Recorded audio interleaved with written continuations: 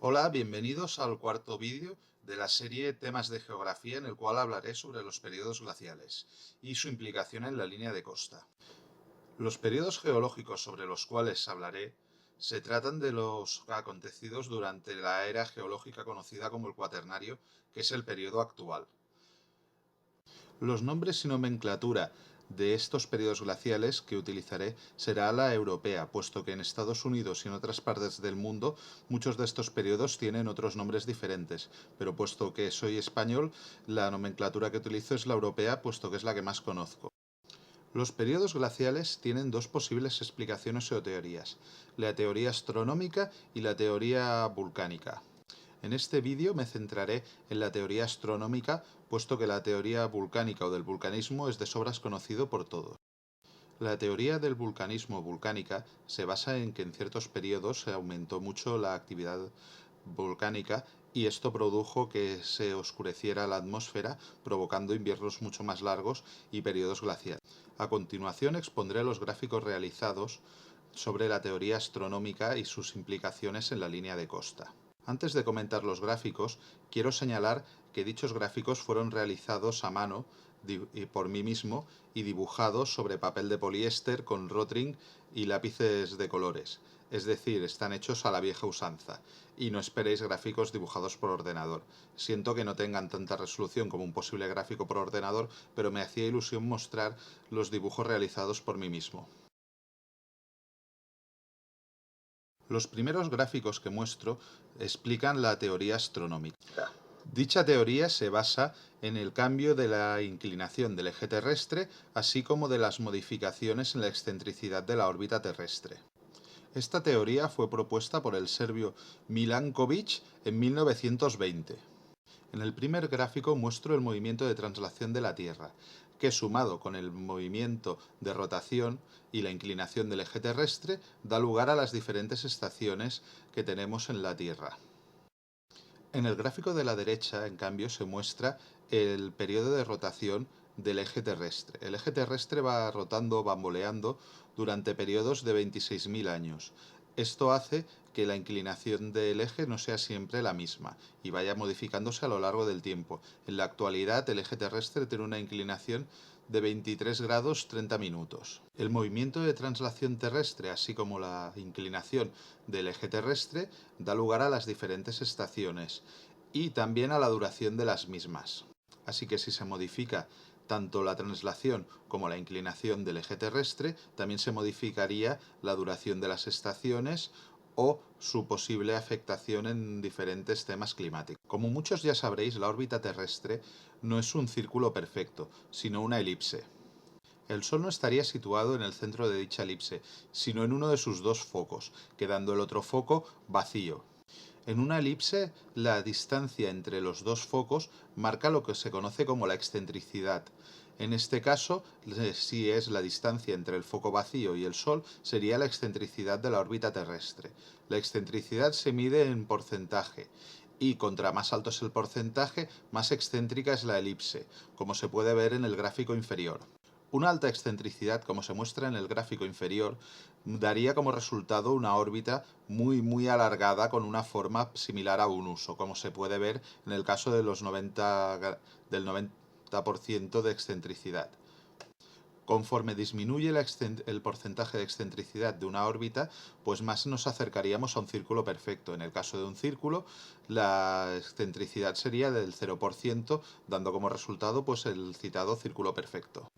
La excentricidad en este caso sería un factor muy determinante en los periodos glaciales, puesto que sus cambios aumentarían o disminuirían el tiempo que dura cada una de las estaciones. En este caso, si la excentricidad aumenta, se alargan los periodos hibernales. Esto hace que durante más meses se produzcan temperaturas más bajas en diferentes partes del planeta y esto hace que las precipitaciones en forma de nieve se mantengan durante mucho más tiempo. Esto a la larga provoca que los periodos de frío se vayan alargando y se vaya acumulando nieve en diferentes partes de los continentes o sobre el mar, y esto haga que se produzcan glaciales y aumenten la cobertura de hielos. Es decir, conforme más se va alargando el periodo con una excentricidad de la órbita más alargada, se produce pues este fenómeno conocido como los periodos glaciales, en los cuales pues los glaciares aumentan y la cobertura del hielo aumenta. Cabe destacar que en los periodos glaciales no necesariamente hace mucho más frío que en el periodo actual, sino que la estación invernal dura mucho más tiempo. Esto provoca que muchas más precipitaciones se produzcan en forma de nieve y estas precipitaciones, esta nieve, se mantenga durante mucho más tiempo a lo largo del año. En este gráfico se muestra la evolución de la excentricidad de la órbita terrestre a lo largo del último medio millón de años. En las zonas del gráfico donde se producen picos es donde se producen los periodos glaciales, y en las zonas del gráfico donde se producen valles son donde se producen los periodos interglaciales, es decir, los picos y los valles serían los máximos glaciales e interglaciales. En el siguiente gráfico muestro que implican los periodos glaciales para la evolución de los propios glaciales, así como su implicación en la línea de costa. Cabe destacar que la mayor parte del periodo cuaternario puede dividirse entre periodos glaciales e interglaciales. Un periodo interglacial es el lapso de tiempo comprendido entre dos periodos glaciales. En la actualidad nos encontraríamos en un periodo interglacial que durará hasta que éste termine, dando paso al siguiente periodo glacial, el cual no sabemos cuándo comenzará a suceder. Como se ve en este gráfico, durante los periodos glaciales, al aumentar la cantidad de meses de invierno en comparación a la cantidad de meses de verano, aumenta la longitud y la extensión de los glaciales encima de la superficie terrestre y disminuye el nivel de los mares. Esta disminución del nivel de los mares es debida a que existe una gran cantidad de agua en forma sólida encima de los continentes o congelando la superficie del mar. Esto deja menos agua disponible para la elevación del nivel de los mares y por ello esta elevación disminuye. La elevación o disminución del nivel de los mares, por las causas que sean, tanto sea esta como cualquier otra causa, se llama eustasia y es la modificación del nivel del mar. Durante los periodos interglaciales, por contra, se produce una disminución muy marcada de los glaciales al aumentar la cantidad de meses de verano que se producen y aumentar de esta manera la radiación solar que reciben. De esta manera también aumenta el nivel de los mares, puesto que hay mucha más agua en forma líquida disponible y aumenta la velocidad del ciclo hidrológico. Generalmente también aumentan mucho las precipitaciones. Como se muestra aquí de manera esquemática, no todos los periodos glaciales e interglaciales han tenido la misma intensidad. Ha habido periodos interglaciales mucho más marcados que otros periodos interglaciales mucho menos marcados. Y también se nota mucho en el caso de los periodos glaciales, habiendo periodos en los cuales ha aumentado muchísimo la extensión de los glaciales y ha disminuido mucho el nivel de los mares. En cambio, en otros periodos, por contra, no ha sido tan marcada como en estos. Aquí podemos ver de manera esquemática las transformaciones que han producido los diferentes periodos glaciales e interglaciales a lo largo de los últimos medio millón de años. Los periodos glaciales del Cuaternario, según su nomenclatura europea, tienen nombres de ríos de Alemania, leídos en alemán. Por lo tanto, son un poco complicados y espero que me perdonéis si no los pronuncio demasiado bien.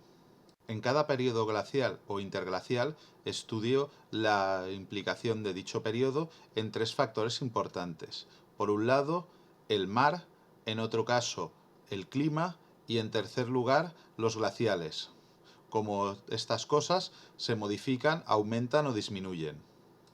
Durante los periodos glaciales, en todos, el mar disminuye de su elevación, es decir, disminuye la eustasia. En segundo lugar, también aumenta la cantidad de glaciales, así como su extensión y la superficie que cubren estos mismos. Y en el clima, el ciclo hidrológico se ve muy afectado porque se disminuyen las precipitaciones y aumentan los meses de frío, haciendo que se mantengan durante mucho más tiempo los glaciales y las precipitaciones en forma de nieve no se lleguen a evaporar durante mucho más tiempo, haciendo así que se vayan acumulando a lo largo del paso del tiempo. Por contra, en los periodos interglaciales, el nivel de los mares aumenta, los glaciales disminuyen muy considerablemente y el clima también se vuelve más benigno, habiendo menos meses de invierno y más meses de verano. De esta manera se produce una mayor precipitación y un aumento de las temperaturas, alargándose el ciclo hidrológico y teniendo muchas más precipitaciones. Siempre más bien en forma líquida y no dando lugar al aumento de los glaciales. Este gráfico muestra los movimientos eustásicos del mar en el último millón de años, teniendo en consideración que se toma como nivel cero el nivel actual del mar.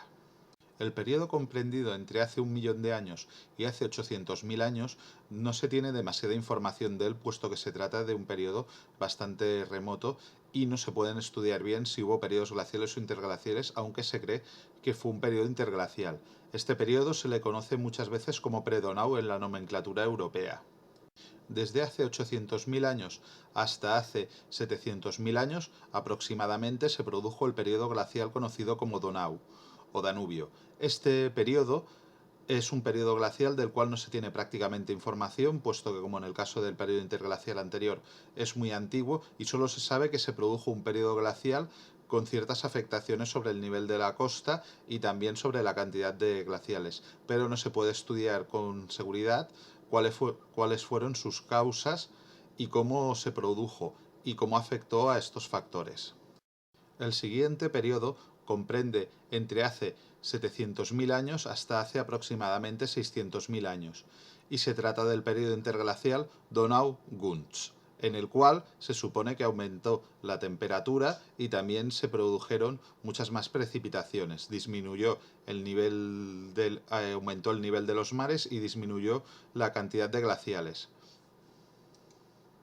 El siguiente periodo glacial es conocido como Günz y abarca desde hace 600.000 años hasta hace 550.000 años aproximadamente. Dicho periodo glacial, del cual tampoco disponemos de demasiada información, pues como en casos anteriores se supone que aumenta el nivel de los glaciales y disminuye la altura del nivel del mar, haciendo también una reducción muy considerable de las precipitaciones y aumentando también la cantidad de meses de invierno.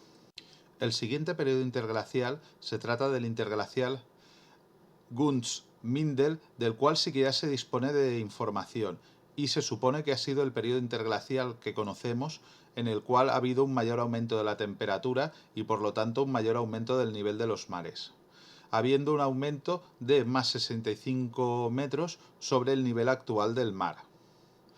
Esto también hizo que fuera quizás el periodo en el cual hubo la mayor reducción de los glaciales, en muchos casos llegando a desaparecer. A partir del medio último millón de años, como aumenta el nivel de información disponible, he cambiado de gráfico para realizar un gráfico con mucho más detalle para ver las variaciones que se producen durante este último periodo de tiempo hasta llegar a la actualidad. Desde hace medio millón de años hasta hace 400.000 años se produjo el periodo glacial conocido como Mindel, siendo uno de los periodos glaciales importantes y que se puede estudiar. Se produjo una disminución del nivel de los mares de menos 30 metros sobre el nivel actual y un aumento de la extensión de los glaciales, así como una disminución de precipitaciones y una disminución también de la temperatura. El siguiente periodo interglacial es conocido como Mindel-Ries y abarca desde hace 400.000 años hasta hace aproximadamente 250.000 años. Este es el periodo interglacial más largo que conocemos en el Cuaternario y del cual se tienen datos para estudiar de manera relativamente fiable. Se produjo un aumento de aproximadamente más 30 metros sobre el nivel del mar actual y, como en otros periodos interglaciales, evidentemente disminuyeron los glaciales, aumentó la precipitación en forma líquida y también disminuyó bastante la extensión de los glaciales. El siguiente periodo glacial, conocido como Ries, abarca desde hace aproximadamente 250.000 años hasta hace aproximadamente 180.000 años. Aun siendo un periodo glacial relativamente corto, se le puede considerar el gran periodo glacial, puesto que se produce una disminución del nivel de los mares de menos 150 metros sobre el nivel actual y en total una disminución de hasta casi 180 metros con respecto al máximo del periodo interglacial anterior. Es decir, se trata de un periodo en el cual hubo un gran aumento de la extensión de glaciales, una gran disminución del nivel de los mares, también una gran bajada de la temperatura y el ciclo hidrológico se vio muy ralentizado y casi todo y prácticamente parado, habiendo prácticamente muy pocas precipitaciones y todas ellas en forma de nieve, haciendo que se acumulara muchísimo el hielo y haciendo pues eso, que el periodo glacial fuera mucho más largo, mucho más intenso que en periodos glaciales anteriores. El siguiente periodo interglacial se trata del interglacial conocido como Rees-Wurm y abarca desde hace aproximadamente 180.000 años hasta hace aproximadamente 120.000 años. Se trata de un periodo interglacial muy corto, en el cual solo se produjo un aumento de 15 metros del nivel del mar con respecto al nivel actual, pero un aumento de 165 metros con respecto al periodo glacial anterior, el periodo Rees. Esto es debido a que en el periodo Rees, al haber sido un periodo glacial muy potente, había disminuido mucho el nivel del mar. Es un periodo interglacial relativamente frío en el cual sí que se mantuvieron algunos glaciales, aunque en mucha menor extensión que en el periodo glacial anterior, y con un ciclo hidrológico evidentemente de periodo interglacial, pero no tan marcado como en otros casos. El último periodo glacial que estudiaremos es el periodo glacial Wurm, que es el último en producirse. Abarca desde hace aproximadamente 120.000 años hasta hace aproximadamente 60.000 años, siendo también un periodo glacial considerablemente intenso, puesto que se produjo una disminución del nivel de los mares de prácticamente 100 metros con respecto al nivel actual y 115 metros con respecto al periodo interglacial anterior. Es un periodo glacial importante y tiene también un gran aumento de la extensión de los glaciales y una considerable disminución de las temperaturas. Esto posibilitó que en ciertos casos los glaciales aumentarán considerablemente. A continuación paso a mostrar un gráfico en el cual se muestra la evolución de las terrazas marinas, debido a la erosión producida por los cambios del nivel del mar o eustasia. La erosión producida por el choque del oleaje contra la línea de costa, en este caso contra un acantilado, produciría la erosión del acantilado, produciéndose una terraza como se muestra en la transición entre el gráfico 1 y el gráfico 2. De esta manera cambiaría el diseño de la línea de costa. En el gráfico 3, con esa costa ya modificada, aumenta el nivel de los mares y pasa a erosionarse a otro nivel el mismo acantilado, añadiéndose una nueva terraza marítima.